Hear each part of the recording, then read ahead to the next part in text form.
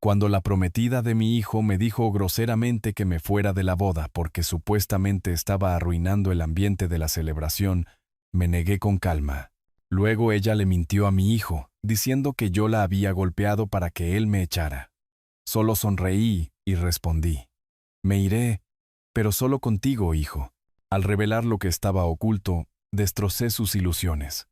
La boda fue cancelada. Antes de continuar, por favor, suscríbete al canal y escribe en los comentarios qué hora es donde te encuentras ahora. Estacioné mi camioneta en el aparcamiento del Club Campestre 45 minutos antes de la ceremonia. El aire primaveral traía esa mezcla distintiva de césped recién cortado y pinos, lo suficientemente cálido como para sentir el cuello de mi traje apretado. No había usado este traje desde el funeral de Pilar, hace 5 años, y la tela parecía recordar el duelo mejor que la celebración. A través del espejo retrovisor, ajusté mi corbata por tercera vez. Mis manos estaban más firmes de lo que esperaba. Miguel se casaba hoy, mi único hijo, el niño que crié solo después de que Pilar falleció, ahora con 35 años y construyendo su propia vida. Eso debería haber sido suficiente para calmar mis nervios. Pero Jimena había estado viviendo en mi casa durante 8 meses. Y algo en su presencia se sentía mal, no de maneras que pudiera explicarle a Miguel, solo pequeñas cosas que se acumulaban como polvo en rincones que nadie barría. Salí de la camioneta y caminé hacia la entrada. El lugar se extendía sobre céspedes bien cuidados, todo columnas blancas y jardinería costosa. Adentro, la hora del cóctel ya estaba en marcha. Candelabros de cristal captaban la luz de la tarde. Un cuarteto de cuerdas tocaba algo clásico cerca de las ventanas. Unos 80 invitados se agrupaban en pequeños corrillos, las copas de champán reflejando la luz. Jimena estaba cerca de la barra, con el teléfono sujeto en ambas manos. Llevaba su vestido previo a la ceremonia, algo de color crema y elegante. Sus pulgares se movían rápidamente por la pantalla. Cuando levantó la vista y me vio, su expresión cambió. Ni sorpresa, ni una sonrisa. Algo más duro, más frío. Me dio la espalda sin saludar. Me dirigí a la mesa de aperitivos, aceptando saludos con la cabeza de parientes que no había visto en años. Los amigos de la Universidad de Miguel estaban en un grupo junto a la fuente de champán. Reconocí a Laura Benítez, la notaria y amiga de la familia, observando la sala con la atención cuidadosa de alguien que atestigua documentos y comprende el peso de las firmas. Jimena seguía enviando mensajes de texto. Cada pocos minutos se apartaba de quien le hablara, con los hombros encorvados sobre el teléfono, los dedos volando. Su lenguaje corporal parecía el de alguien haciendo negocios, no celebrando. Pasaron 30 minutos. El cuarteto de cuerdas pasó a algo más ligero, más festivo. Me quedé cerca de la mesa de aperitivos, forzando una conversación trivial con un primo cuyo nombre había olvidado. Jimena se movía entre la multitud, pero nunca se acercó a mí. Nunca hizo contacto visual, hasta que lo hizo. Sus tacones resonaron en el suelo de mármol con un ritmo deliberado. No bajó la voz. «Vicente, honestamente, hueles terrible». Arrugó la nariz visiblemente. Dio un paso atrás, como si la proximidad conmigo fuera físicamente dolorosa. «No sé qué es, pero estás arruinando el ambiente aquí. Este es el día de mi boda. Necesito que te vayas». Ahora, las conversaciones a nuestro alrededor flaquearon. La anciana a mi lado se cubrió la boca. Un padrino de boda al otro lado de la sala intercambió miradas con otro. El coordinador de la boda se congeló a mitad de paso, con una botella de champán en la mano. El cuarteto de cuerdas siguió tocando, ajeno a todo, creando una banda sonora surrealista para la humillación pública. Mantuve mi voz nivelada, mis manos firmes a los costados. «Jimena, me duché esta mañana y llevo puesta la colonia que Miguel me regaló la Navidad pasada. Soy el padre del novio. Tengo todo el derecho a estar aquí. Y no me voy a ir a ninguna parte». Su rostro se enrojeció. «Estás avergonzando a todos. Mira cómo la gente nos mira. Miguel se merece algo mejor que esto en su día especial. Solo vete a casa, por favor». Los susurros comenzaron entonces, fragmentos flotando hacia mí desde diferentes direcciones. «¿Oíste lo que dijo? Y, pobre hombre, qué humillante. ¿Y qué está pasando?», alguien preguntó. «¿Sigue en pie la boda?». La miré directamente a los ojos. Este es el día especial de Miguel, no solo el tuyo. Y me quedo por mi hijo. La mandíbula de Jimena se tensó. Por un momento, pensé que diría algo más, pero en lugar de eso, se dio la vuelta bruscamente. El chasquido de sus tacones contra el mármol sonó como disparos de bajo calibre. Desapareció por el pasillo hacia los vestidores. Miguel había estado de pie con su padrino cerca de la entrada. Miró alternativamente a su novia que se retiraba y a su padre. Sus manos se abrían y cerraban a los costados. Su boca formó palabras que no pude oír desde esa distancia, pero leí sus labios. Lo siento. Luego siguió a Jimena. Los invitados permanecieron congelados en sus pequeños grupos, las conversaciones reemplazadas por un silencio incómodo y miradas de reojo. El cuarteto de cuerdas finalmente notó que algo andaba mal y dejó que su pieza actual se desvaneciera sin terminar. Me quedé allí, con el cuello del traje todavía demasiado apretado, y me di cuenta con absoluta certeza de que esto era exactamente lo que Jimena quería. No solo mi ausencia, algo más grande, algo calculado. El aire primaveral que había olido tan agradable una hora antes ahora se sentía sofocante. 20 minutos pasaron como 20 horas. Permanecí cerca de las ventanas mirando el estacionamiento, con la mandíbula tan apretada que me dolían los dientes. Miguel no había regresado. La hora de inicio de la ceremonia llegó y pasó. Los invitados se movían incómodos, revisando relojes, susurrando. Algunos se habían movido hacia el espacio de la ceremonia, luego se retiraron cuando nadie apareció para organizarlos. Laura Benítez se acercó con un vaso de agua que no había pedido. «Vicente, ¿estás bien?» «Estoy bien, Laura». Ella no me creyó, pero asintió y se alejó. Entonces Jimena emergió del pasillo. 2 damas de honor la sostenían por ambos lados. Su rímel corría en oscuros surcos por sus mejillas, y debajo de su ojo izquierdo florecía un moretón púrpura y oscuro. Se movía lentamente, como si cada paso le causara dolor. La multitud se apartó. Alguien jadeó. Me siguió. La voz de Jimena se quebró con las palabras. Levantó una mano temblorosa para señalar. Solo quería que se fuera en silencio, y me agarró del brazo. Me dijo que no tenía derecho a pedirle que se fuera. Y luego me golpeó. Miren mi cara. La sala estalló, no en sonido sino en movimiento. Varios invitados se movieron protectoramente hacia Jimena. Otros me miraron con expresiones que iban desde la conmoción hasta el disgusto. Un padrino de boda incluso se interpuso entre Jimena y yo, como si pudiera atacar de nuevo. Miguel apareció detrás de Jimena, su rostro sin color. «Papá, ¿qué has hecho?» Su voz temblaba de ira y algo peor que la ira.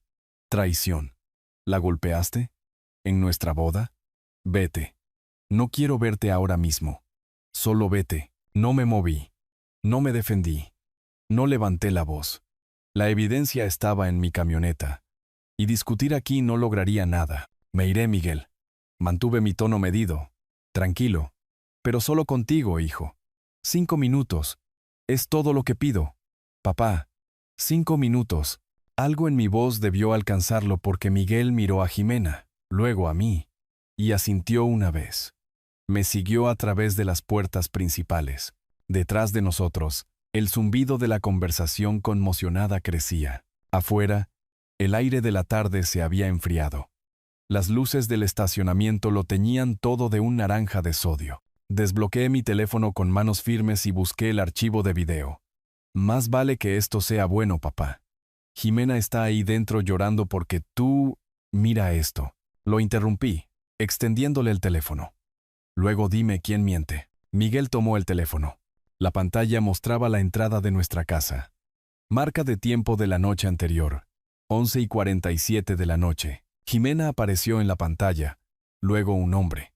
No era Miguel. Se besaron. No un beso de saludo. El tipo de beso que contaba historias sobre lo que venía después. El rostro de Miguel se quedó flácido. ¿Cuándo? El detective la ha estado siguiendo durante 3 meses. Hay más fotos. Deslicé hacia la galería. Foto tras foto. Jimena y el mismo hombre. Había averiguado que se llamaba Bruno. En restaurantes, entrando a hoteles, sentados en su auto fuera de cafeterías. Cada foto fechada y con marca de tiempo. 3 meses de documentación. Miguel se vio a sí mismo comprometiéndose en la línea de tiempo de estas fotos. Se vio a sí mismo planeando una boda mientras su prometida construía una vida separada.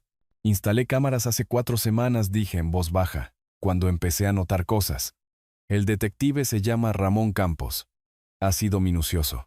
Las manos de Miguel temblaban mientras sostenía el teléfono. Vio el video de la entrada de nuevo. La marca de tiempo brillaba en la esquina. 11:47 de la noche, menos de 24 horas antes de su boda. Me devolvió el teléfono sin hablar y caminó hacia la entrada del lugar. Me quedé junto a la camioneta y lo vi desaparecer dentro. 3 minutos después, oí el cambio en el ruido de la multitud. No el zumbido conmocionado de antes, sino algo más agudo, más confundido. La voz de Miguel llegó a través de las puertas abiertas, no gritando, pero de alguna manera peor, lo suficientemente bajo como para que la gente tuviera que dejar de hablar para oír. ¿Quién es Bruno? Jimena. Silencio. Luego la voz de Jimena, a la defensiva. ¿Qué? Miguel, ¿de qué estás hablando? Tu padre obviamente está tratando de... Vi el video. La voz de Miguel cortó sus palabras como una cuchilla a través de la seda. De nuestra casa. Anoche. ¿Quién es Bruno? No podía verlos desde donde estaba, pero podía imaginar la cara de Jimena.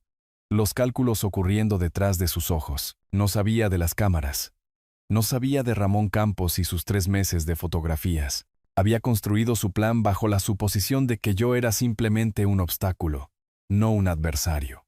Los sonidos del interior cambiaron de nuevo. Movimiento, voces alzadas, confusión. La coordinadora de la boda apareció en la puerta, con el celular pegado a la oreja, con aspecto angustiado. Los invitados comenzaron a salir a cuentagotas.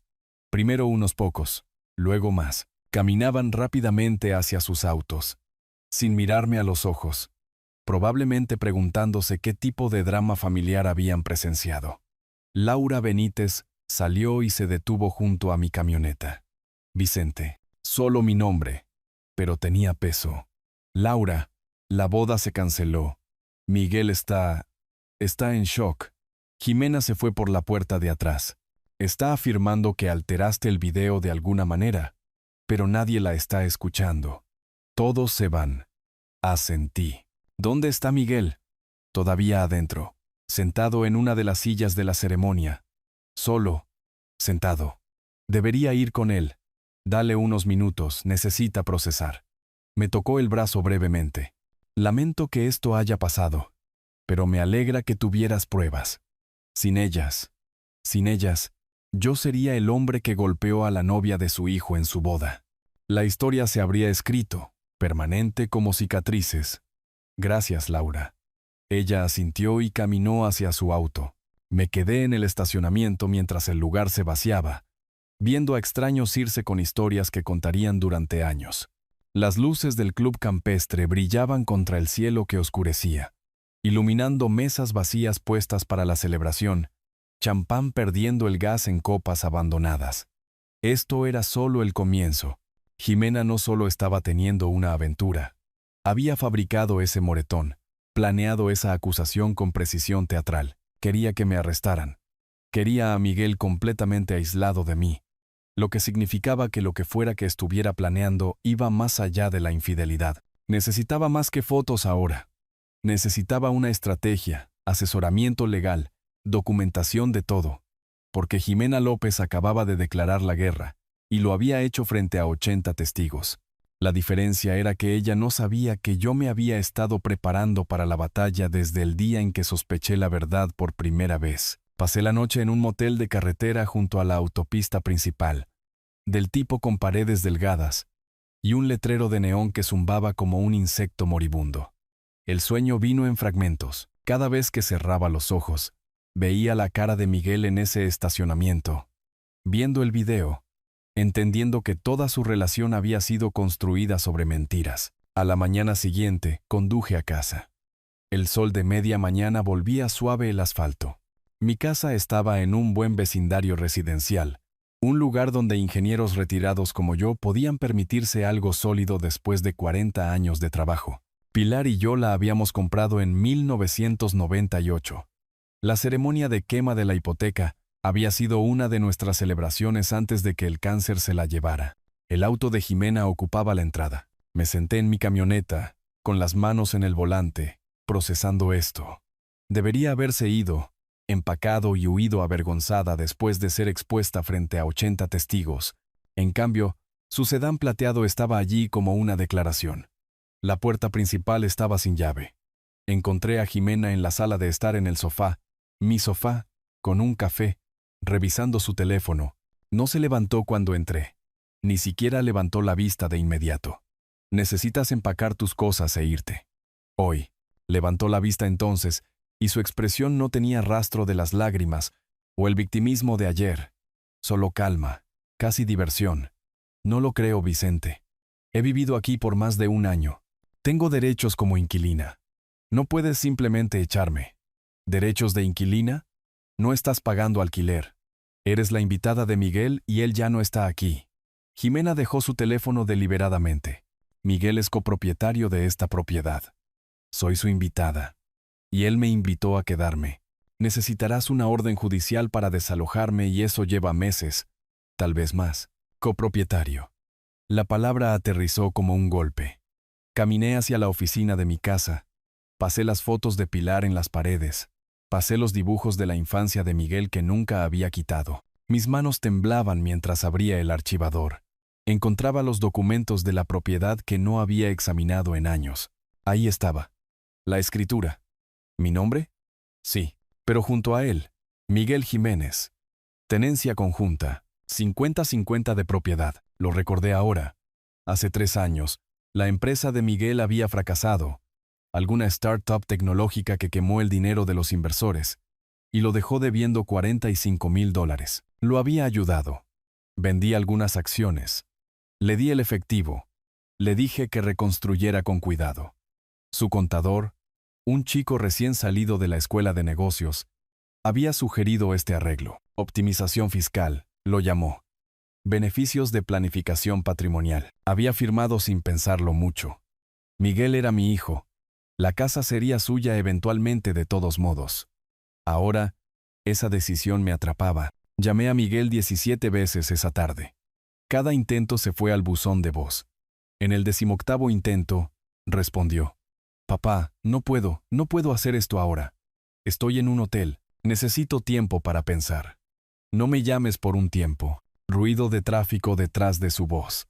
Estaba conduciendo a alguna parte, a cualquier parte, solo moviéndose. Miguel, necesitamos hablar sobre la casa. Sobre lo que sigue. No me importa la casa ahora mismo. Yo solo. No puedo. La línea se cortó. Me senté en la mesa de mi cocina. La misma mesa donde Pilar y yo habíamos desayunado durante 17 años, y abrí mi computadora portátil. Metódico. Así es como había resuelto problemas durante 4 décadas como ingeniero civil. Dividirlos en componentes, encontrar soluciones, construir sistemáticamente. Búsquedas de abogados, reseñas, especializaciones. Hice llamadas, expliqué situaciones brevemente, programé consultas. A las 4 de la tarde, tenía una cita con Patricia Morales para la mañana siguiente. Especialista en Derecho de Familia, buenas críticas. Oficina en el centro. A las 7 sonó mi teléfono. Ramón Campos, el detective. Señor Jiménez, encontré algo más. Bruno Montoya, el hombre de su grabación, es un agente inmobiliario, con licencia, pero tiene antecedentes, cargos de fraude en 2015. Cumplió 18 meses. Salió en libertad condicional. Me levanté y caminé hacia la ventana. El auto de Jimena todavía estaba en mi entrada. Un agente inmobiliario, con la escritura de mi casa mostrando propiedad conjunta. Eso no es coincidencia. No, señor. No creo que lo sea. ¿Quiere que siga cavando? Sí. Todo lo que pueda encontrar sobre Bruno Montoya. ¿Con quién se asocia? ¿Qué propiedades ha manejado? Cualquier queja o investigación. Y Jimena, investigue sus antecedentes antes de que conociera a Miguel. Algo me dice que esto no fue espontáneo. Le tendré más en unos días. Después de que colgó, caminé por mi casa. Cada habitación guardaba recuerdos de Pilar, de criar a Miguel solo después de que ella muriera, de construir una vida que se sentía sólida y permanente. Jimena lo había contaminado todo. Se sentaba en mi sala de estar como una fuerza de ocupación, protegida por papeles que había firmado de buena fe. Pero había pasado 40 años construyendo puentes y carreteras, calculando cargas de estrés y puntos de falla. Sabía cómo identificar debilidades en las estructuras. Y cada estructura, sin importar cuán sólida pareciera, tenía vulnerabilidades. Jimena pensaba que había ganado porque tenía protección legal. Pensaba que el silencio de Miguel le daba ventaja. Pensaba que yo era solo un anciano que había perdido la confianza de su hijo. No había considerado que yo había estado planeando desde la primera vez que la noté enviando mensajes de texto a medianoche, alegando emergencias de trabajo. No sabía de las cámaras, el detective, los 3 meses de evidencia que ya había reunido. Esto apenas comenzaba, y yo tenía la paciencia que provenía de décadas de ver curar el concreto, esperar que llegaran los materiales, dejar que el tiempo trabajara a mi favor. Jimena quería meses de batallas legales. Le daría exactamente eso, pero cada día estaría construyendo mi caso, encontrando cada grieta en su plan, documentando todo. Los ingenieros no se apresuran. Medimos 2 veces. Cortamos una vez. Construimos para durar. La oficina de Patricia Morales ocupaba el 7º piso de un edificio en una avenida céntrica, con ventanas que daban al Capitolio. La sala de espera olía a cuero y libros viejos. Volúmenes legales forraban las paredes, con los lomos alineados con una precisión que habría satisfecho mis sensibilidades de ingeniero. Tenía 52 años, según su sitio web, con canas entretejiendo el cabello oscuro que llevaba recogido. Simplemente. Su apretón de manos fue firme. Me indicó que pasara a la sala de conferencias. Luego se sentó frente a mí con un bloc de notas legal amarillo. Señor Jiménez, cuéntemelo todo. Lojáis. El desastre de la boda. La falsa acusación de agresión. La evidencia de la cámara oculta. La negativa de Jimena a irse. La complicación de propiedad que había descubierto. El trabajo de detective de Ramón, incluyendo los antecedentes penales de Bruno Montoya. Le mostré el video, las fotografías, la escritura. Tomó notas durante todo el relato, deteniéndome ocasionalmente para hacer preguntas puntuales.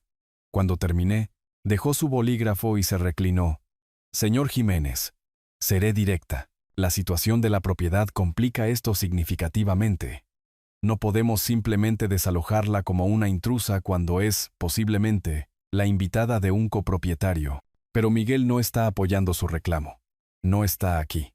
Su silencio no es lo mismo que oposición. En la corte, el abogado de ella argumentará que el permiso otorgado previamente sigue en pie hasta que se revoque explícitamente, y Miguel tendría que ser quien lo revoque. Sentí el peso de esa realidad asentándose. ¿Qué hay de la mentira de la agresión? Me acusó frente a 80 personas. Patricia se inclinó hacia adelante. Ese es nuestro ángulo más fuerte.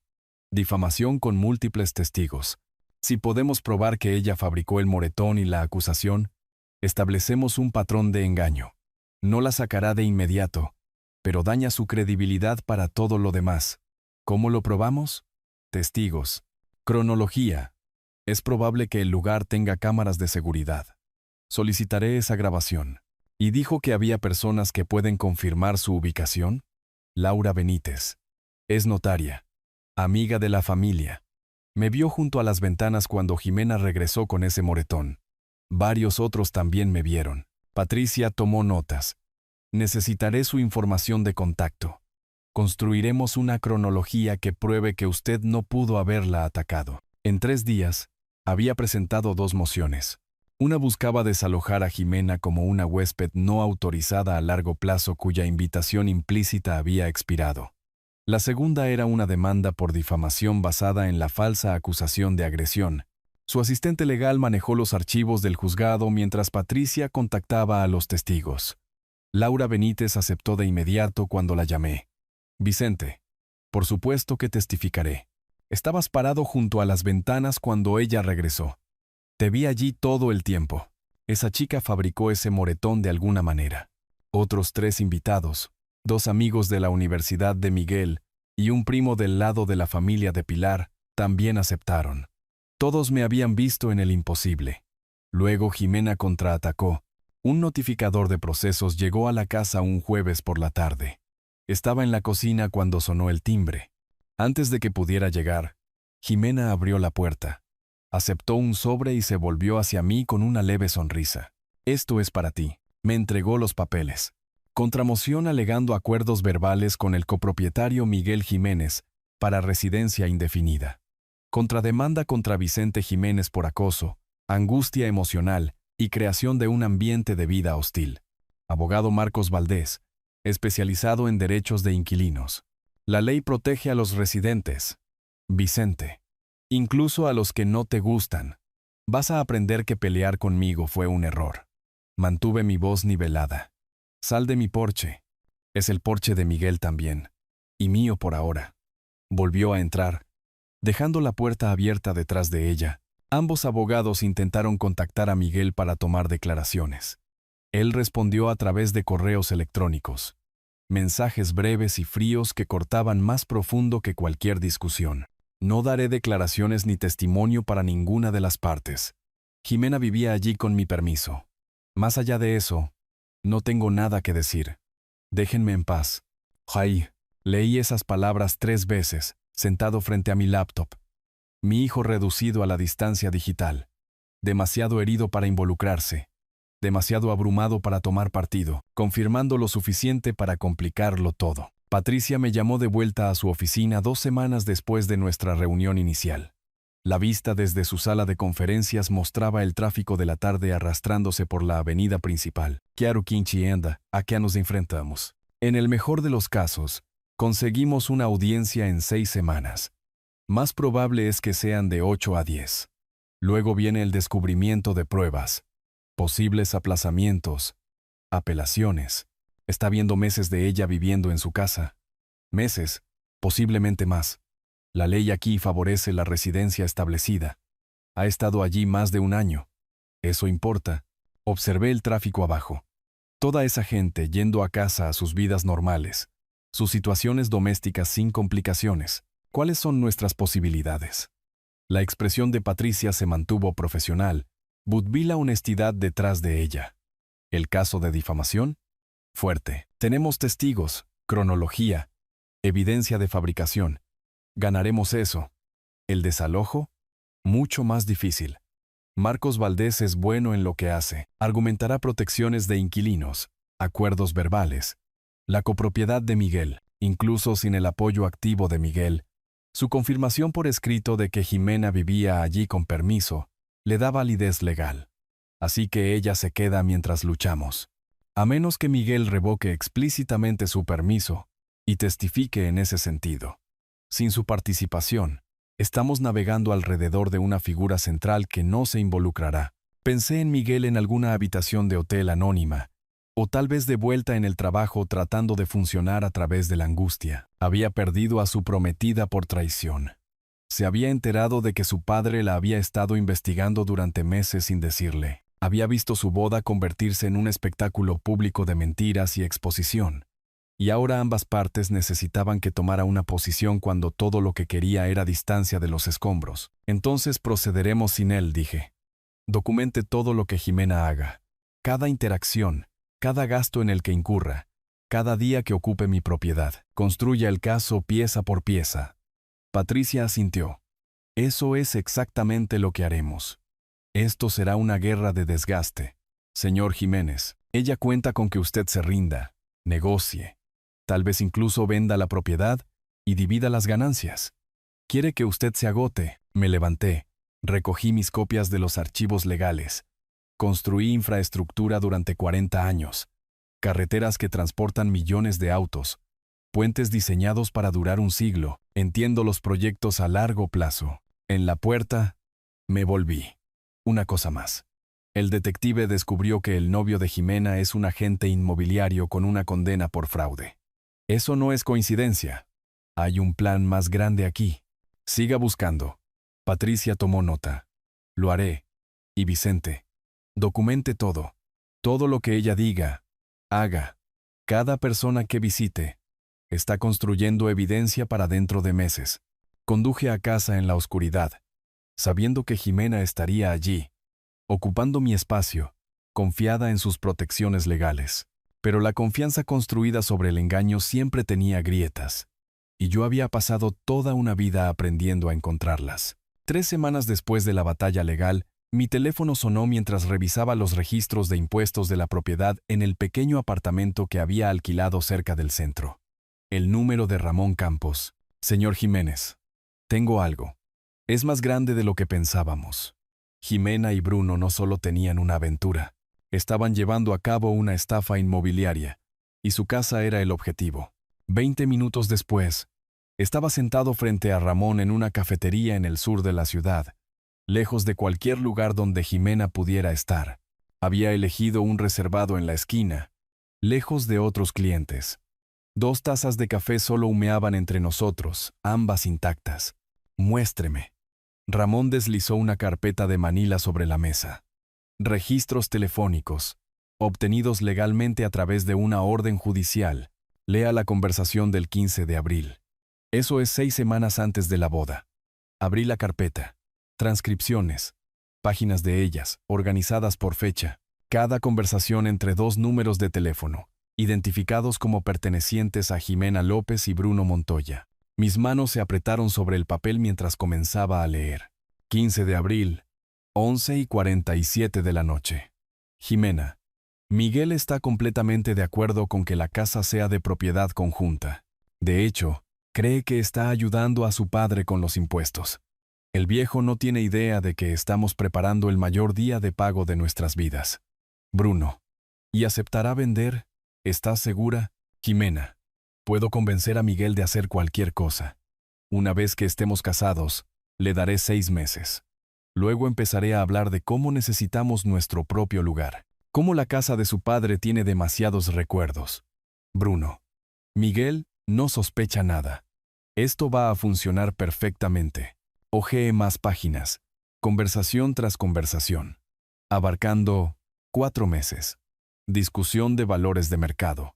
Momento de la tasación.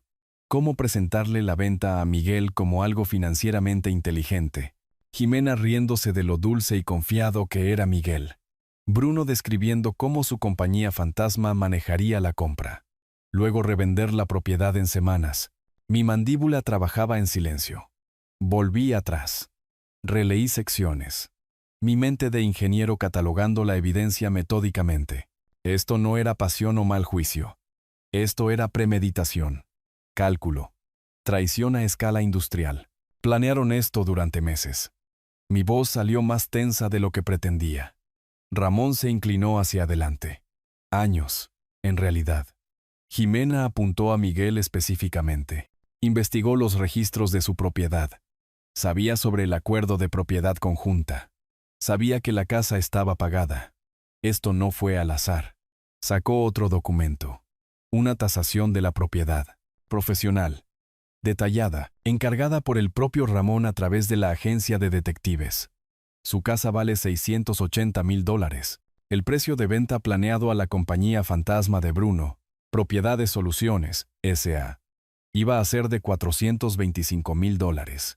Lo presentarían como una venta rápida para evitar complicaciones de impuestos sobre las ganancias. Hice los cálculos automáticamente. $255,000. Eso es lo que planeaban robarle a mi hijo. A mí, a todo lo que Pilar y yo habíamos construido. ¿Cómo obtuvo la orden judicial para los registros telefónicos? Tomé lo que teníamos. La evidencia de la aventura. La condena previa por fraude de Bruno. El patrón de transacciones similares en su historial comercial. Y presenté una declaración jurada ante un juez. Causa probable de conspiración criminal. Tardó 2 semanas en procesarse, pero salió. Recogí los papeles con cuidado, asegurándome de que nada se arrugara o rasgara. Evidencia. Prueba. No especulación o sospecha, sino conspiración documentada. Necesito ver a Patricia de inmediato. Ramón asintió. Me lo imaginé. Ya le envié copias, está esperando su llamada. Dejé mi café intacto y conduje directamente a la oficina de Patricia. Su secretaria intentó interceptarme. Señor Jiménez, está con un cliente, pero Patricia vio mi rostro a través de la ventana de su oficina y me hizo señas para que entrara. Extendimos todo sobre la mesa de su sala de conferencias. El informe original del detective. La evidencia en video de mi cámara oculta. Las transcripciones telefónicas. La tasación de la propiedad. Los registros comerciales de Bruno que mostraban múltiples fraudes similares en los últimos 5 años. Patricia fotografió cada documento con su teléfono. Hizo copias. Comenzó a redactar algo en su computadora portátil. Vicente, esto lo cambia todo. Levantó la vista de su pantalla. Ya no estamos luchando solo una batalla de desalojo, estamos viendo conspiración para cometer fraude. Posiblemente fraude electrónico si alguna comunicación cruzó líneas estatales. Intento de robo por engaño. Esto es criminal. ¿Qué hacemos? Presentamos una denuncia penal en la oficina del fiscal del distrito. Prepararé un paquete de remisión con toda esta evidencia. Los juicios civiles continúan, pero ahora tenemos exposición criminal sobre ambos. El abogado de Jimena no podrá ignorar esto. Miré las transcripciones de nuevo. Las palabras de Jimena sobre Miguel. No sospecha nada. Mi hijo reducido a una marca. Un objetivo.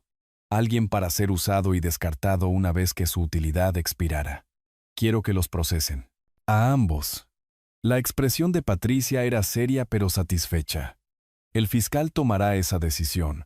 Pero, ¿con evidencia tan sólida? Diría que las posibilidades son buenas. La condena previa de Bruno jugará en su contra. Patrón de comportamiento. Jimena se enfrenta a su primer cargo de delito grave. Continuó escribiendo, organizando la remisión criminal. La observé trabajar, viendo la transformación de abogada defensiva a estratega ofensiva. Ya no estábamos protegiendo. Estábamos atacando. ¿Cuánto tiempo antes de que el fiscal responda? Podrían ser semanas. Revisarán, investigarán de forma independiente, decidirán si presentar cargos. Pero mientras tanto, esto existe. Esta amenaza, el abogado de Jimena lo sabrá en cuestión de días, y ella entenderá a qué se enfrenta. Me levanté y caminé hacia la ventana de Patricia, mirando hacia la avenida principal.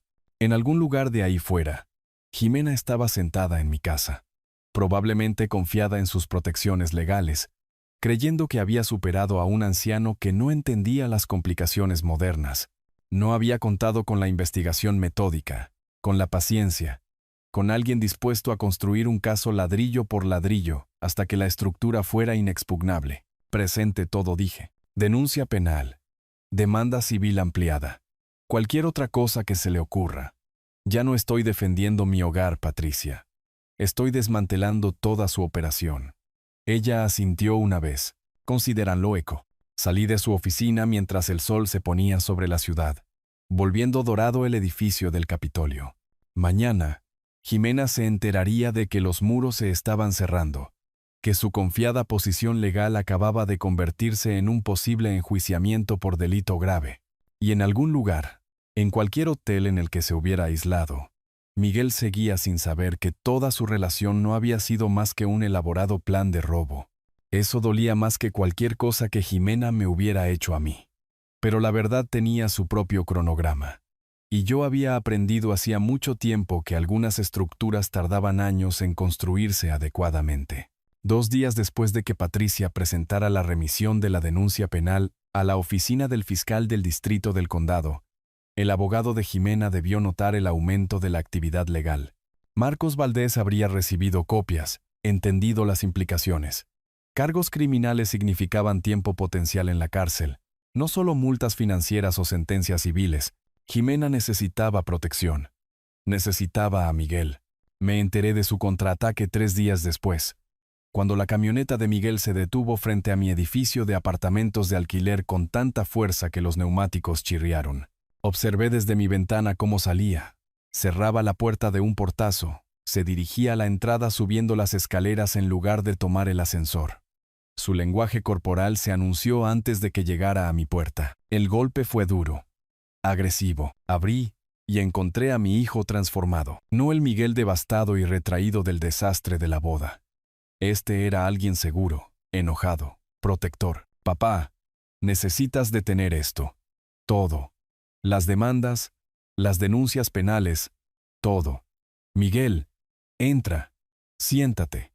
Hablemos de esto. No hay nada de qué hablar. No se sentó. Se quedó de pie en mi pequeña sala de estar, gesticulando bruscamente. Jimena me lo explicó todo. Bruno la estaba acosando. Ella era una víctima. Y tú la estás tratando como a una criminal. Esto tiene que parar. Permanecí sentado, con las manos cruzadas, obligándome a mantener la calma. Hijo, tengo pruebas, registros telefónicos, documentos financieros. No me importan tus pruebas. Su voz se elevó. Jimena me dijo la verdad. Admitió que conocía a Bruno, pero él no era su amante. Estaba obsesionado con ella. Aparecía en la casa. Le exigía que se vieran. Amenazaba con arruinar nuestra relación si no cumplía. Ese video que me mostraste, él se sobrepasó con ella. Tenía miedo de decírselo a nadie. La manipulación era experta. Jimena había tomado la evidencia innegable de su aventura y la había reformulado como victimismo. Bruno se convirtió en el agresor. Ella se convirtió en la mujer asustada que protegía su relación. Y yo me convertí en el padre vengativo, malinterpretando todo. Miguel, escúchame. Los registros telefónicos muestran, o dejas esta cruzada o me pierdes permanentemente. Lo digo en serio, papá. Las palabras aterrizaron como golpes físicos. Miré a mi hijo. Vi los ojos de Pilar en su rostro. Escuché ecos de su voz en su tono cuando se ponía terco. Pero la certeza detrás de sus palabras era pura desesperación de alguien que quería recuperar su vida. Quería creer en futuros rescatables. Miguel, respeto tu elección. Eres un hombre adulto. Pero no me detendré hasta proteger lo que tu madre y yo construimos toda nuestra vida.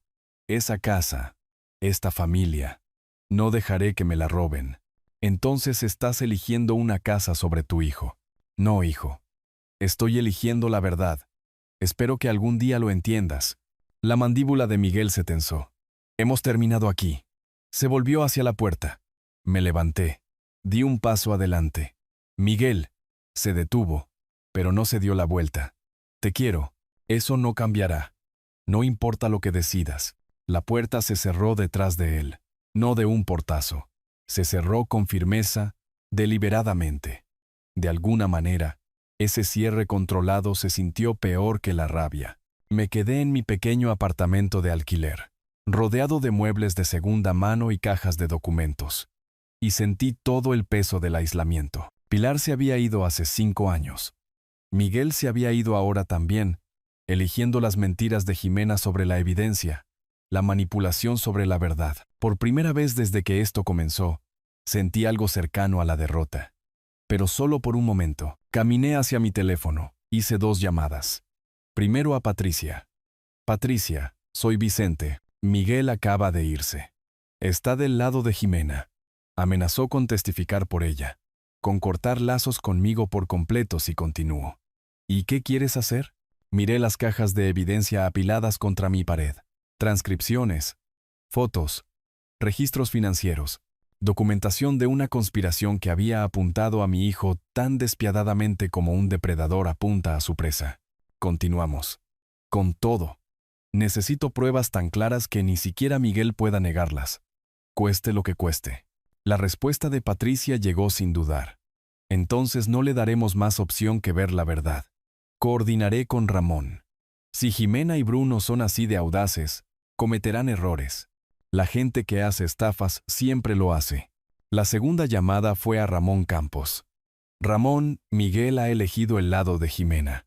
Ella le dijo que Bruno la estaba acosando, que es una víctima. Él lo cree. A pesar de las transcripciones telefónicas, no las ha visto. No se las mostré. No estaba listo para escucharlo. Lo habría descartado como fabricado o sacado de contexto. Ramón guardó silencio por un momento. Así que necesitamos algo innegable. Algo que ni siquiera ella pueda tergiversar. Exactamente. Sigue vigilándolos. Jimena cree que ha ganado la protección de Miguel. La gente se vuelve descuidada cuando cree que está a salvo. Después de ambas llamadas, me senté en la pequeña mesa de mi cocina y cené mecánicamente. Sobras de microondas que sabían a cartón. Fuera de mi ventana, las luces de la ciudad se extendían por las colinas. Miles de hogares donde las familias se reunían sin este peso de traición y guerra legal. Miguel estaba equivocado, pero no era malvado. Estaba agotado, con el corazón roto, desesperado por una resolución. Jimena le había ofrecido lo que más necesitaba. Una narrativa donde su relación podía salvarse. Donde su padre era el problema, no ella. Era más fácil creer que una persona estaba equivocada que aceptar que todo sobre lo que había construido su vida era fraudulento. Lo entendía. Eso no hacía que doliera menos. Pero entender informaba la estrategia. Miguel necesitaría pruebas tan abrumadoras que la negación se volviera imposible. No transcripciones que pudiera cuestionar. No informes de detectives que pudiera descartar como sesgados. Algo directo. Algo innegable. Jimena y Bruno habían sido cuidadosos hasta ahora. Pero ahora estaban atrapados entre la presión legal y la protección de Miguel. La gente atrapada toma decisiones desesperadas. Y las decisiones desesperadas crean oportunidades. Limpié mi plato, lo lavé metódicamente. Luego volví a mis cajas de evidencia y comencé a leer todo de nuevo. Los ingenieros resuelven problemas entendiendo cada variable, cada punto de estrés, cada modo de falla potencial. Jimena pensaba que había asegurado el apoyo de Miguel. Pensaba que eso cambiaba la ecuación. Tenía razón en que cambiaba las cosas, pero no de la manera que ella imaginaba. Una semana después de la confrontación de Miguel conmigo, Jimena presentó una denuncia formal ante el Departamento de Policía de la ciudad. Violencia doméstica. Patrón de acoso. Afirmó que el moretón de la boda era reciente, que se sentía insegura en la residencia compartida, que yo había sido cada vez más agresivo. 2 coches patrulla llegaron un martes por la mañana. Estaba revisando mi correo cuando se detuvieron. Los vecinos aparecieron en las ventanas como testigos de la escena de un crimen. Jimena recibió a los oficiales en la puerta, con pañuelos de papel ya en la mano. Nos separaron. Jimena se quedó en la sala de estar. Yo me quedé en el garaje. Señor, se ha presentado una denuncia en su contra por violencia doméstica. ¿Puede darnos su versión? Me quedé en mi propio garaje, rodeado de herramientas que había coleccionado durante 40 años, y les di hechos. El moretón ocurrió hace 6 semanas en la boda. Ella misma lo fabricó. Tenía testigos, Laura Benítez, otros 3, que podían confirmar que nunca la toqué. Esto era parte de un litigio de propiedad en curso. Necesitaremos los nombres e información de contacto de esos testigos. Proporcioné todo: números de teléfono, direcciones, los números del caso judicial. Los oficiales tomaron notas, sus expresiones profesionalmente neutrales. Habían escuchado historias de ambas partes antes. Sabían que la verdad a menudo vive en algún lugar en el complicado medio. Adentro, Jimena lloraba, mostrando fotos en su teléfono desde ángulos que hacían que el moretón desvanecido pareciera fresco y violento. La investigación se cerró en 3 días. Inconsistencias en la línea de tiempo, declaraciones de testigos, falta de evidencia física. Pero la denuncia quedó registrada. Una sugerencia permanente de que yo era peligroso. El daño se extendió más rápido de lo que los hechos podían corregirlo. Descubrí la pintura en aerosol 2 mañanas después, al salir a por el periódico con mi café. Letras naranjas en mi buzón. Abusador. Visible desde la calle. Brillante y acusatorio.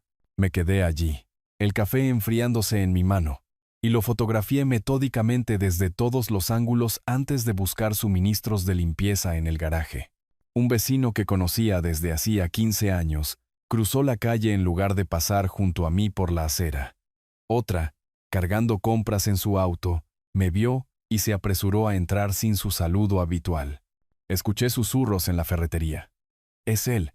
La policía estuvo en su casa. El mensaje de texto de Miguel llegó esa tarde. Me mudo de nuevo a casa. Jimena necesita apoyo durante este momento difícil. Por favor, respeta nuestro espacio, mi hogar durante 30 años, donde Pilar y yo lo habíamos criado, donde sus fotos aún colgaban de las paredes. Se había convertido en nuestro espacio, compartido con la mujer que intentaba destruirme. Se mudó 3 días después. Observé desde la ventana de mi habitación cómo su camioneta retrocedía en la entrada, cómo él y Jimena llevaban cajas adentro, riéndose de algo, tocándose los brazos con afecto fácil. Él nunca miró hacia mi ventana. Durante 2 semanas, intenté la cohabitación. Dormía en mi propia habitación con la puerta cerrada con llave. Usaba la cocina a las 5:30 de la mañana antes de que despertaran.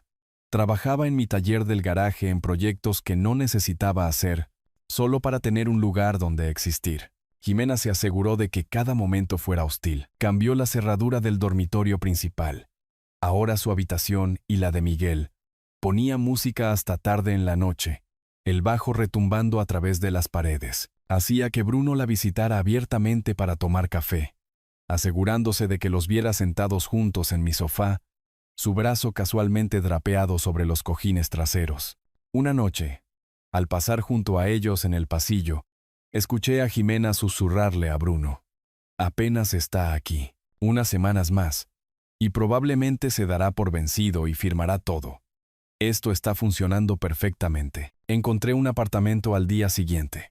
Pequeño, de una habitación, en un complejo cerca de la autopista, a 20 minutos de mi casa. Funcional, anónimo, temporal. El agente de arrendamiento preguntó por mi residencia anterior. «Complicaciones familiares», dije. Y ella no insistió. Llamé a Patricia desde el estacionamiento del apartamento después de firmar el contrato. «No puedo quedarme en esa casa con ellos. Necesito encontrar otro lugar. No dejes que te saquen de tu propia casa, Vicente. Eso podría perjudicar nuestra posición legal. No estoy renunciando a la casa. Seguiré pagando todo. Hipoteca, servicios públicos, impuestos, seguro. Estoy manteniendo mi propiedad, pero necesito ser estratégico y necesito mejores pruebas». «¿Qué tipo de pruebas?». «Del tipo que ni siquiera Miguel pueda justificar». Me mudé un sábado por la mañana mientras estaban fuera. Ropa, computadora portátil, artículos de aseo esenciales. Todo lo demás se quedó. Muebles, las fotos de Pilar, mis herramientas, 40 años de vida acumulada. Esto no era una rendición permanente. Era una retirada táctica. Antes de irme, instalé 4 cámaras nuevas, de grado profesional, disfrazadas de objetos cotidianos. Un reloj de pared en la cocina, enchufes eléctricos en la sala de estar y el pasillo, un detector de humo en la entrada, activadas por movimiento, subidas a la nube, accesibles desde mi teléfono, casi imposibles de detectar a menos que supieras exactamente qué buscar. Jimena pensaba que había ganado. Había dañado mi reputación, asegurado la protección de Miguel, me había echado de mi propia casa. Se sentía segura ahora, confiada, y la gente confiada comete errores. Cerré la puerta detrás de mí por lo que pensé que podría ser la última vez como residente, pero había aprendido algo construyendo puentes y carreteras durante 4 décadas. A veces tienes que dejar la vieja estructura antes de poder construir algo que dure. El sistema de vigilancia se activó en el momento en que me fui. Lo que sea que pasara en esa casa ahora, yo lo sabría. Y eventualmente, también Miguel. 3 semanas después de mi nueva rutina, veía las grabaciones cada noche después del trabajo. La computadora portátil abierta en el pequeño mostrador de la cocina de mi apartamento, revisando las imágenes mientras comía cenas de microondas. La mayor parte era mundano. Jimena revisando su teléfono, Miguel llegando a casa cansado de su trabajo de TI en el centro, los dos viendo la televisión. Luego, un martes por la mañana, Jimena comenzó a buscar. Estaba tomando café, preparándome para el trabajo, cuando la alerta de movimiento sonó en mi teléfono. Jimena se movió por la casa sistemáticamente, revisando detrás de los marcos de las fotos, dentro de las rejillas de ventilación, debajo de los muebles. Sabía lo que estaba buscando. Encontró la primera cámara antigua en la estantería de la sala. La sostuvo para examinarla. Luego arrancó los cables con satisfacción. La segunda cámara, oculta en el gabinete de la cocina, salió minutos después. Inmediatamente le envió un mensaje de texto a alguien, presumiblemente a Bruno, con una foto de sus descubrimientos. Él llegó esa noche. Lo vi inspeccionar ambas cámaras profesionalmente, dándoles la vuelta en sus manos, asintiendo. Son los mismos modelos que detecté hace semanas. Su voz llegó claramente, desde mi nuevo reloj de pared de la cocina. Grado de consumidor básico. Estamos limpios. Jimena parecía insegura. ¿Estás seguro? ¿Y si hay más? He revisado este lugar profesionalmente. Estas eran las únicas 2. Confía en mí. Sé lo que busco. Durante los siguientes días, su comportamiento cambió. Más relajado. Bruno comenzó a visitar durante las horas del día cuando Miguel estaba en el trabajo. Hablaban libremente, se tocaban casualmente, actuaban como si la casa les perteneciera. El jueves por la tarde, 2 semanas después de que encontraron las cámaras antiguas, Bruno llegó a las 2:15. El turno de Miguel no terminaba hasta las 6. Casi 4 horas de privacidad. Jimena hizo café. Se acomodaron en la mesa de la cocina. Mi mesa de la cocina. Y Bruno extendió documentos. La cámara del reloj de pared capturó todo en perfecto HD. Bien. Esta es la jugada. El dedo de Bruno trazó sobre los papeles. Préstamo sobre el capital de la vivienda, $220,000. Con la casa tasada en $680,000 y la hipoteca pagada, es apenas 1/3 del capital. A los bancos les encanta esto, y Miguel lo aceptará. Tú lo convencerás. Dile que tengo oportunidades de inversión, negocios inmobiliarios que devuelven el 30%. Dile que así es como se construye riqueza real. El tipo trabaja en TI ganando $70,000 al año. Saltará ante la oportunidad de ganar mucho dinero. Jimena se rió, un sonido sin calidez. Ha estado escéptico sobre los riesgos financieros desde que su negocio fracasó.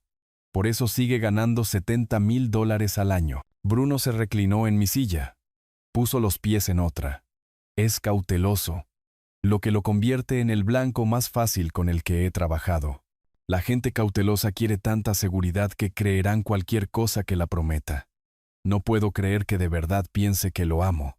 Jimena tomó un sorbo de café.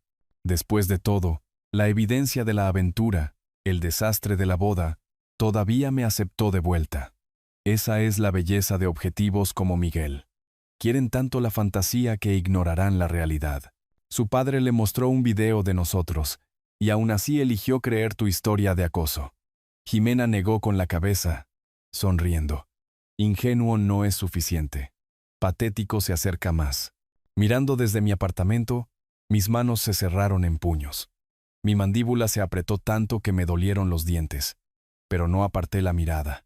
Necesitaba ver todo, escuchar todo, documentar cada palabra. Bruno sacó más papeles. Solicitudes de préstamo con firmas que se parecían a la letra de Miguel, pero con sutiles diferencias que reconocí como falsificación.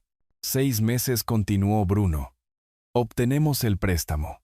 Hacemos algunas pequeñas inversiones para establecer el patrón. Luego pides el divorcio. En este estado, el dinero de ese préstamo es propiedad comunitaria adquirida durante el matrimonio. Obtienes la mitad como mínimo, probablemente más con un buen abogado. Y luego, ¿a otra región?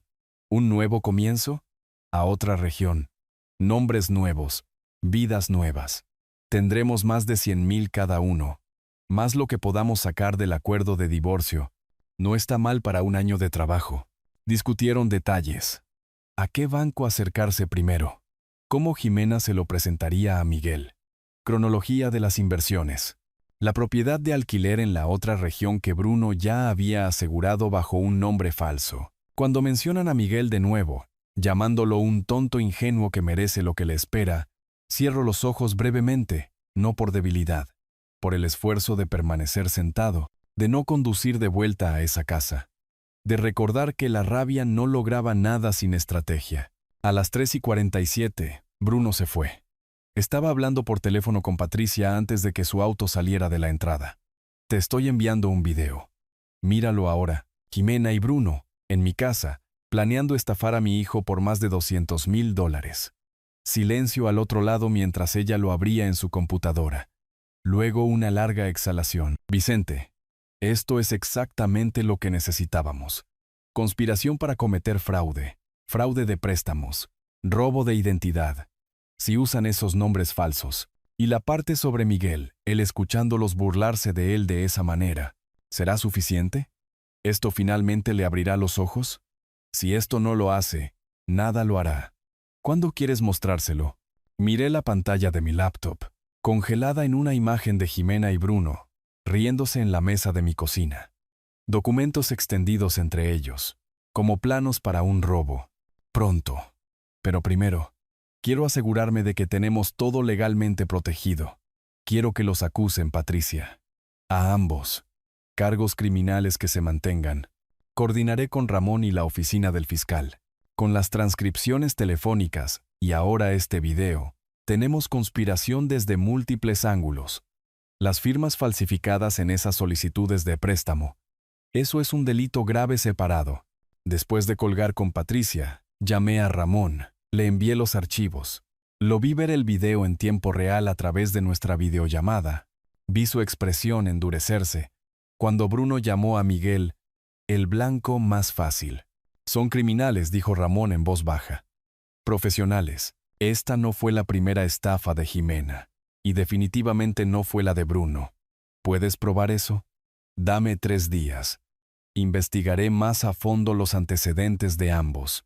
Encontraré el patrón. La gente así no comienza de repente con un plan tan sofisticado. Guardé el video en 3 servicios de nube separados. Descargué copias en 2 discos duros externos. Tomé capturas de pantalla de los momentos más condenatorios. La cara de Jimena mientras se reía de que Miguel pensara que lo amaba. El desprecio casual de Bruno. Las solicitudes de préstamo falsificadas visibles en la mesa. Evidencia. Finalmente, irrefutable, Miguel todavía estaba en el trabajo, probablemente sentado en su cubículo de oficina revisando registros del servidor o solucionando problemas de red, sin saber que en unos días su mundo entero colapsaría de nuevo. Pero esta vez, vería la verdad no a través de las explicaciones de su padre, sino a través de las propias palabras de Jimena. Se había burlado de él, lo había llamado patético, había planeado su destrucción financiera mientras él dormía a su lado cada noche, confiado e ingenuo, y deseando desesperadamente creer en un amor rescatable. Parte de mí quería llamarlo de inmediato, enviarle el video, obligarlo a mirar. Pero la estrategia importaba más que la urgencia. El fiscal necesitaba tiempo para revisar. Patricia necesitaba prepararse, y yo necesitaba que Miguel viera esto no como el ataque de su padre, sino como la revelación de la justicia. Fuera de la ventana de mi apartamento, la ciudad se extendía por las colinas con la luz del atardecer.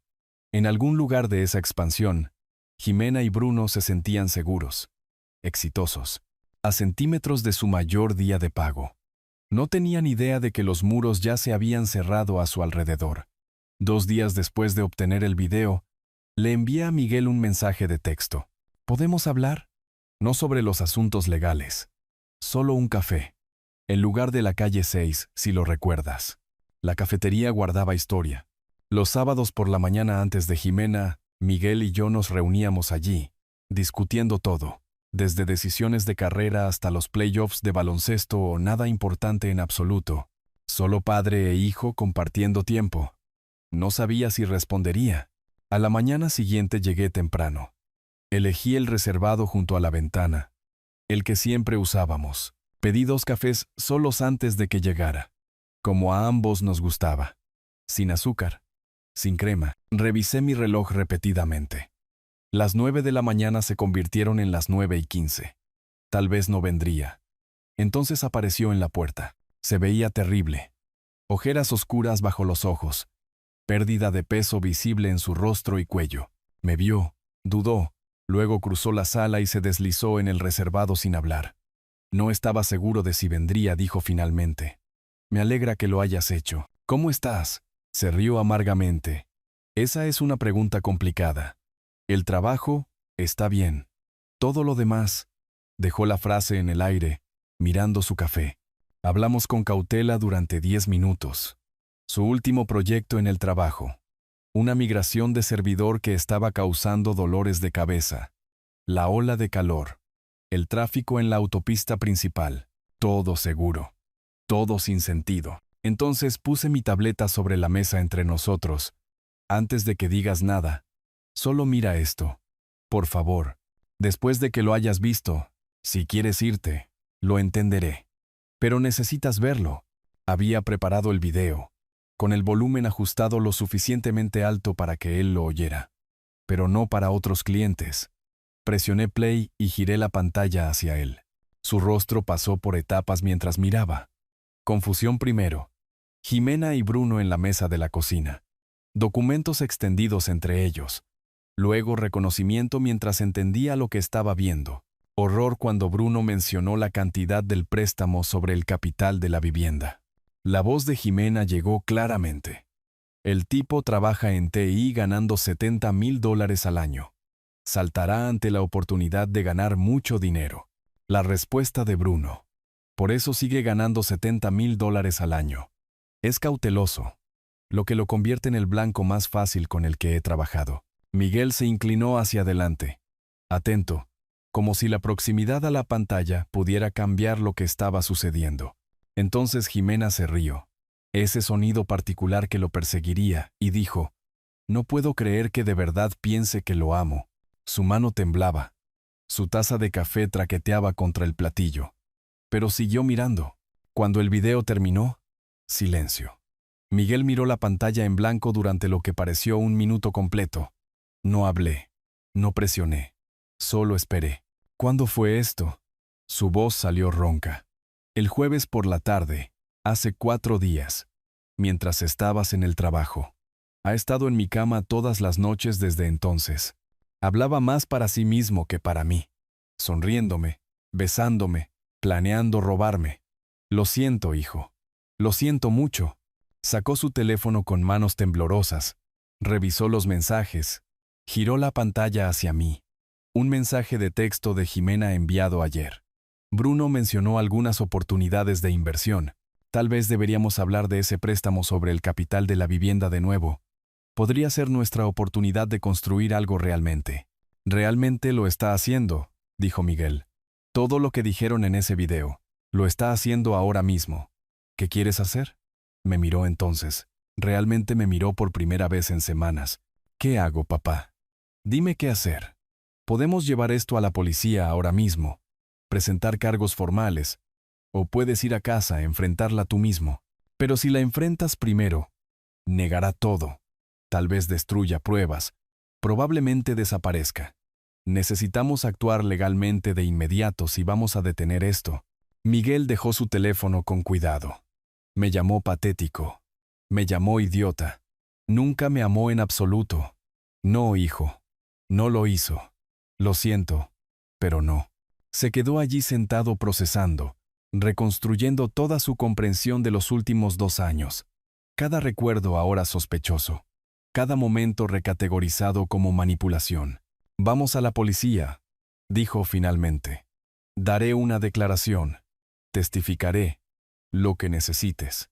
Salimos juntos de la cafetería. Condujimos en vehículos separados a la oficina de Patricia en el centro. Ella estaba esperando. La había llamado antes, le dije que Miguel podría venir. La mesa de su sala de conferencias ya estaba preparada con documentos. Miguel, necesito que confirmes algunas cosas para el registro. La voz de Patricia era profesional, pero amable. ¿Jimena discutió tomar un préstamo sobre el capital de la vivienda en la propiedad? Sí, varias veces. Dijo que Bruno tenía oportunidades de inversión que podrían devolver el 30%. Lo hizo sonar como un movimiento financiero inteligente. ¿Y estuviste de acuerdo con este préstamo? No. Lo estaba considerando. Algo no me cuadraba. Seguí retrasándolo. Ahora sé por qué. Me estaba tendiendo una trampa. Patricia tomó notas detalladas. Hizo que Miguel firmara declaraciones juradas. Preparó declaraciones de testigos. Luego condujimos a la división de fraudes de la estación de policía.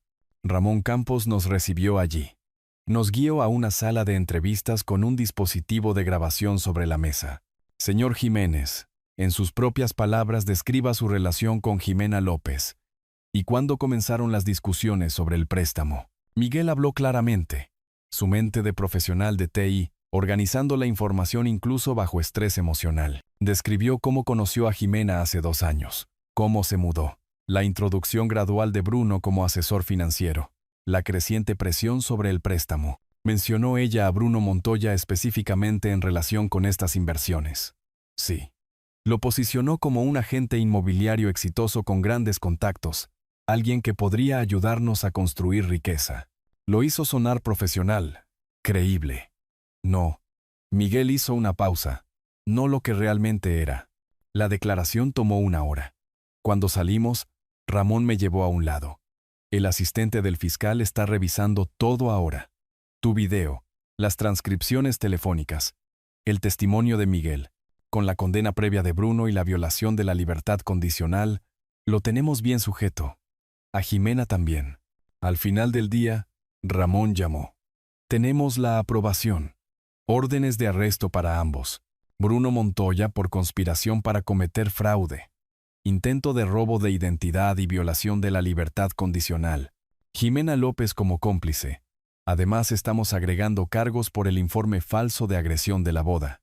Me senté en mi camioneta en el estacionamiento de la estación de policía después de que todos se fueron, viendo el atardecer sobre la ciudad. Miguel había vuelto al trabajo para terminar su día. Dijo que necesitaba normalidad. Necesitaba pensar. Mi teléfono vibró con un mensaje de texto de Miguel. Gracias por no rendirte conmigo. Escribí de vuelta. Eres mi hijo. No iba a rendirme contigo. Nunca. La justicia estaba llegando, pero más importante que cualquier victoria legal. Más valioso que la casa, o el dinero, o la vindicación. Había recuperado a mi hijo. A la mañana siguiente, 2 oficiales de policía arrestaron a Bruno Montoya en su oficina de bienes raíces en una concurrida avenida del norte. Ramón me llamó con los detalles. Lo atrapamos esta mañana. Arresto limpio. Cuando mencionamos la violación de la libertad condicional, se puso blanco. ¿Sabe lo que eso significa? Tiempo real en prisión. ¿Y Jimena? Los oficiales se dirigen a la casa ahora. Miguel está en el trabajo. No tendrá que verlo. Jimena intentó sus tácticas habituales cuando los detectives llegaron esa tarde. Me enteré más tarde a través de Ramón. Las lágrimas, las afirmaciones de ser una víctima, el intento de manipular, pero estos oficiales habían visto la evidencia en video. La habían visto burlarse de Miguel. La habían escuchado planear el fraude. Señora, tenemos evidencia en video de usted planeando estafar a su prometido por más de $200,000.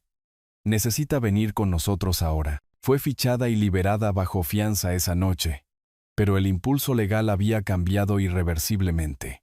Patricia presentó una orden de desalojo de emergencia. En una semana, un juez la concedió. 2 semanas después de los arrestos, un agente judicial supervisó la expulsión de Jimena de mi propiedad. Me quedé en la entrada con Patricia a mi lado, mientras Jimena salía con 2 maletas y una mochila, todo con lo que había llegado hace 2 años. La ropa cara, las joyas, todas las posesiones que había acumulado se habían ido, vendidas para pagar a su abogado defensor. Me miró con puro odio, pero no dijo nada. El agente se aseguró de que se fuera sin incidentes. Su auto desapareció por la calle, y la casa volvió a ser mía. Los procedimientos legales se extendieron durante la primavera hasta el verano. Bruno, enfrentando evidencia abrumadora y una violación de la libertad condicional, se declaró culpable en mayo. 3 años en la prisión estatal. Su condena previa y la conspiración grabada no le dejaron defensa. Jimena luchó más tiempo, pero finalmente aceptó un acuerdo de culpabilidad en julio. 2 años de libertad condicional. 200 horas de servicio comunitario. $15,000 de restitución por mis honorarios legales. Orden de restricción permanente. La demanda por difamación se resolvió por separado. Admitió que la acusación de agresión era falsa. Proporcionó una disculpa por escrito. Pagó $8,000 adicionales en daños. A fines de julio, Miguel y yo nos reunimos con Patricia y un abogado de bienes raíces en la oficina de una compañía de títulos. Documentos extendidos sobre la mesa. Oficiales y finales. Papá, quiero firmar esto para cedértelo por completo. El bolígrafo de Miguel flotaba sobre la transferencia de la escritura. Siempre fue tu casa. Nunca debí dejar que ese contador nos convenciera de lo contrario. Miguel, sigues siendo mi heredero. Cuando yo me haya ido, todo esto irá para ti.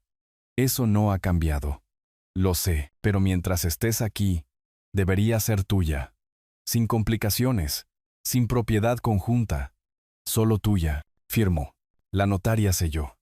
Me convertí en el único propietario de nuevo. Entonces Miguel me dio un breve y algo incómodo abrazo. Lo siento, papá. Por todo. Por no creerte. Por elegirla a ella sobre ti. Por ser el tonto que dijeron que era. No fuiste un tonto. Fuiste un hombre que quería creer en el amor. Eso no es tontería. Eso es humano. Hizo que dudara de ti, mi propio padre. No sé si puedo perdonarme por eso. No necesitas perdonarte. Solo necesitas seguir adelante. Ambos lo necesitamos. Miguel se había mudado a su propio apartamento cerca de su trabajo. Un lugar pequeño pero decente que pagaba él mismo. Las cenas de los domingos en mi casa se convirtieron en rutina nuevamente.